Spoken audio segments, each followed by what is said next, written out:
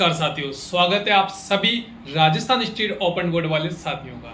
साथियों, आप सभी अच्छे से जानते हैं कि पुराने पेपरों के सवालों को पढ़ना कितना इम्पोर्टेंट होता है, क्योंकि जो पुराने सवाल होते हैं पेपरों के वही आपकी अगली परीक्षा में आते हैं। तो आप पीछे बोर्ड पर देख पा रहे होंगे, ये जो पेपर है इस पेपर को हम हल करने वाले हैं, हर एक सवाल का उत्तर देखने वाले हैं। तो ये जो आज की क्लास है कक्षा 12वीं की विषय हिंदी के पेपर की क्लास रहेगी। तो चलिए शुरू करेंगे, हर एक सवाल को देखेंगे। आप सभी साथी शुरू से एंड तक बने रहिए। तो चलिए शुरू करते हैं। तो आपके सामने स्क्रीन पर पहला सवाल आप देख पा रहे होंगे।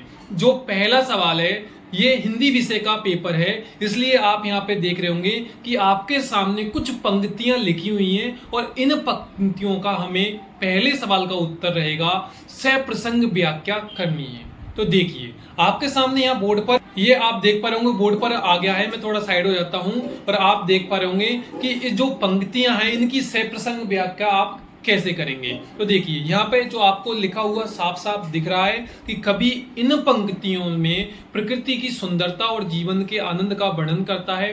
बसंत ऋतु के आगमन से चारों ओर जो सुगंध फैल जाती है और वातावरण आनंद में हो जाता है। प्रकृति के इस सौंदर्य से मन प्रसन्न हो उठता है और जीवन में उत्साह तथा उमंग भर जाती है। इस तरीके से आप देख रहे होंगे कि जो बोर्ड पर है इसको आपको लिख देना है। ये रहेगी सप्रसंग व्याख्या। अब जो आप देख रहे होंगे बोर्ड पर दूसरा मैंने फोटो लगा दिया है कि जो ख वाला है इसमें क्या करना है, इन्हीं जो पंक्तियां थी शुरू में उनकी हमें भाव सौंदर्य लिखना है। तो इसमें क्या है, पहले थोड़ा बड़ा था, इस बार बिल्कुल और शॉर्ट तरीके से लिखना है इसको। बस हिंदी अनुवाद सिंपल सा समझ लीजिए, इनका हमें हिंदी अनुवाद करके लिखना है। आपको छोड़ना नहीं है, आपको जैसे भी टूटा फूटा जैसे भी आए आपको लिख देना है। तो चलिए, भाव सौंदर्य आप देख पा रहे होंगे बोर्ड पर।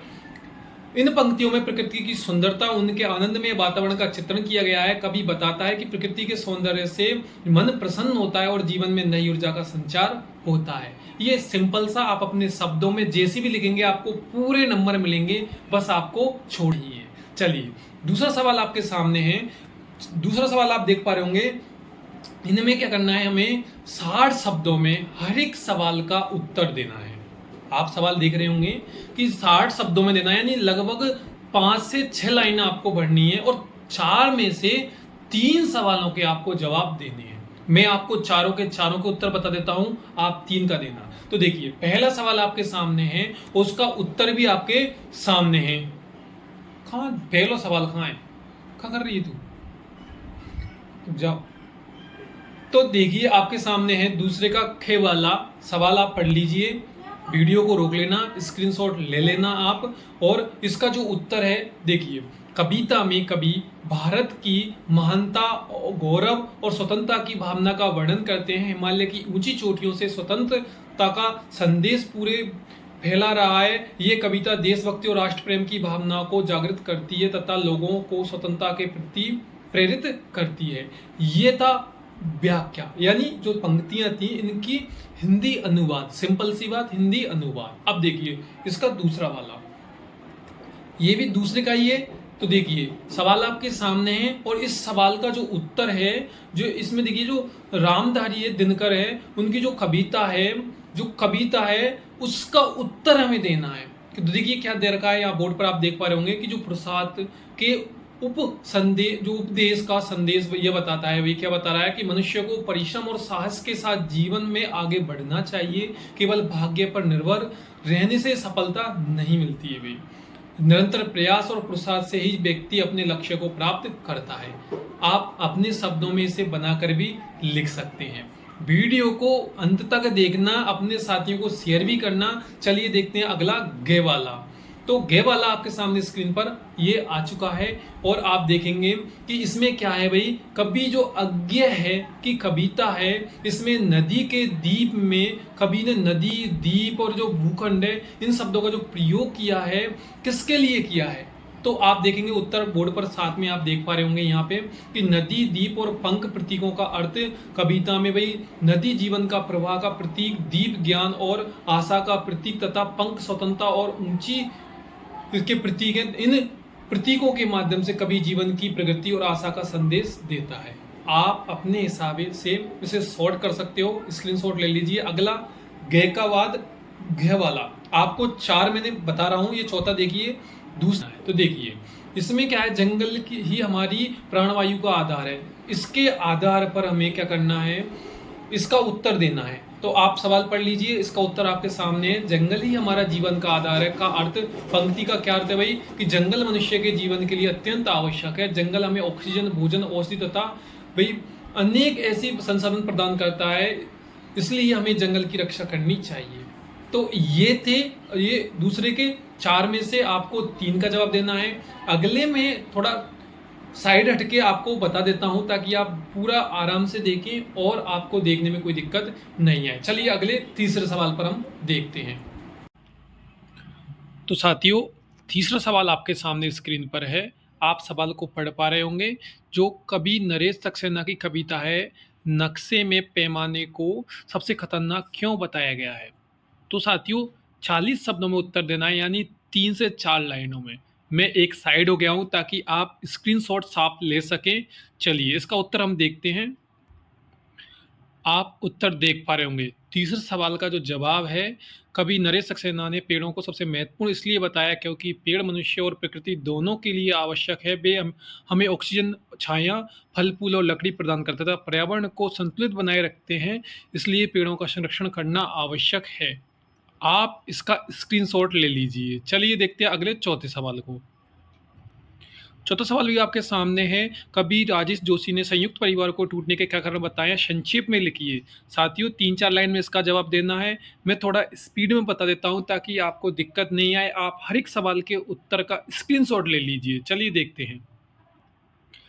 चौथा सवाल आप देख पा रहे होंगे स्क्रीन पर है, पढ़ लीजिए, वीडियो रोक लीजिए, इसका स्क्रीनशॉट ले लीजिए। चलिए देखेंगे अब हम 5वें सवाल को। मैं अब पढ़ के नहीं बताऊंगा उत्तरों को, सीधा सवाल बताऊंगा फिर उत्तर बता दूंगा। तो स्क्रीनशॉट ले लीजिए और देखते हैं 5वें सवाल को।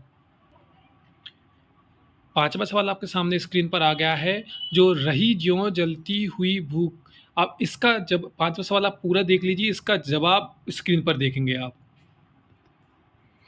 तो 5वां सवाल का उत्तर आपको बिल्कुल शॉर्ट तरीके से बताया है, तो आप देख पा रहे होंगे। इसका स्क्रीनशॉट ले लीजिए। चलिए देखते हैं छठे सवाल को। छठा सवाल आपके सामने एक गद्यांश है, इसकी सप्रसंग व्याख्या करनी है। 2 आपको दिख रहे होंगे, या तो इसकी या इसकी। हम 2 में से किसी एक की कर देते हैं और फिर आगे हम बात करेंगे। देखिए हमने यहाँ पे एक की जो ऊपर वाला था उसकी हमने सह प्रसंग यहाँ गद्यांश की व्याख्या कर दी है। बिल्कुल 4-5 लाइनों, बिल्कुल शॉर्ट शॉर्ट। आप चाहे तो वहीं से थोड़ा लाइनों को ऊंचा नीचा करके भी आप अपने हिसाब से भी कर सकते हैं। चलिए देखते हैं ख खरगोश वाला क्या कहता है। आप देख रहे होंगे 40 शब्दों में उत्तर लिखना है हमें। जो जगदीश चंद्र माथुर की जो भाषा शैली है उसके बारे में। तो उत्तर देखिए, देख पा रहे होंगे आप। इसका स्क्रीनशॉट ले लीजिए, अगले हम सवाल को देखेंगे फिर। 7वां सवाल आप पहले तो इसका स्क्रीनशॉट ले लीजिए। क्या करना है, इन 7वें सवाल में हमें 3 प्रश्नों के जवाब देने हैं। आप देख रहे होंगे 1, 2, 3, 4 सवाल है। 4 के हमें 3 के जवाब देने हैं। हर एक सवाल आप देखेंगे 2-2 नंबर का है, यानी 3 सवाल का जवाब देंगे 6 नंबर में मिल जाएंगे। तो इस चारों के जवाब मैं आपको बता देता हूँ, यानी उत्तर का स्क्रीनशॉट ले लेना आप। देखिए आपके सामने स्क्रीन पर उत्तर आ गया है। कबूतर, खरगोश, गमला और घड़ी, इन चारों का आप देख पा रहे होंगे। इन चारों के आप स्क्रीनशॉट ले लीजिए, पहला, दूसरा, तीसरा, चौथा, और इनमें से कोई सी भी 3 का आपको उत्तर देना है। तो बढ़िया से याद कर लेना। आपको अगला जो भी पेपर चाहिए कमेंट कर दीजिए। 8वां सवाल आप देखेंगे और 9वां सवाल आप देख रहे होंगे। तो 8वें सवाल का पहले हम इसका उत्तर देख लेते हैं। 8वें सवाल का आप उत्तर देख पा रहे होंगे। आप इसका स्क्रीनशॉट ले लीजिए, फिर हम 9वें सवाल पर चर्चा करेंगे। 9वां सवाल आपके सामने स्क्रीन पर है। साथियों मैं थोड़ा स्पीड में इसलिए बता रहा हूँ क्योंकि आपका समय खराब नहीं हो। आप चाहे तो मैं इसे विस्तार से ही बता सकता हूँ, आप कमेंट कर देना। चलिए 9वें सवाल को देख लीजिए। आपने 9वां सवाल देख लिया है। 9वें सवाल का आप उत्तर यहाँ देख पा रहे होंगे। ये खे वाला रहा और ये खे वाला रहा नीचे। चलिए अगले सवाल 10वें पे। हमने ये नमक खे और खे वाला हल कर लिया है। अब हम 10वें बात पर बात कर रहे हैं। 10वें सवाल का उत्तर देखते हैं क्या है। आप देख पा रहे होंगे 10वें सवाल का उत्तर ये रहा। स्क्रीनशॉट ले लीजिए। मैं समय खराब नहीं कर रहा, फटाफट बता रहा हूँ। चलिए अगले सवाल पर। आपके सामने 11वां और 12वां सवाल है, दोनों को आप देख लीजिए और दोनों के यहाँ पे आप देखेंगे इनके जो इससे संबंधित कुछ यहाँ क्वेश्चन है 4, इनके भी हमें उत्तर देने हैं और इस सवाल का जवाब। तो चलिए मैं दिखाता हूँ आपको आगे। साथियों, ये रहा आपका 11वां सवाल, इसका स्क्रीनशॉट ले लीजिए और ये रहा आपका 12वें सवाल के चारों के उत्तर। यहाँ पे आप देख पा रहे होंगे, पहला, दूसरा, तीसरा, चौथा। चलिए 13वें सवाल के लिए। 13वां सवाल आपके सामने ये स्क्रीन पर रहा। हमें इसमें से पूछे गए उत्तर, इनके उत्तर छांट के देने हैं। तो इनके उत्तर मैं आपको नीचे बता दूं। देखिए आप देख पा रहे होंगे, ये रहे 13वें के सभी सवालों के जवाब। ये यहाँ पे आप स्क्रीनशॉट ले लीजिए, आपको सब कुछ मिल जाएगा। चलिए 14वें सवाल को हम देख रहे हैं। तो यहाँ पे मैं यहीं से समझा देता हूँ कि हमें मित्र का पर्यायवाची ये 2 रहे, विलोम शब्द एक का, अनेक का एक, बेहल का कठिन। उपसर्ग में आप इसमें क्या उपसर्ग है, वी, इसमें क्या उपसर्ग है, निर। यहाँ थोड़ा हलंत लगेगा, निर रे में यहाँ हलंत है, ध्यान रखना। प्रत्यय में खिलाड़ी का आड़ी, झाड़ू में बड़ा वाला ऊ, शब्दों का अर्थ हुआ का घटित हुआ, आकांक्षा में मतलब इच्छा।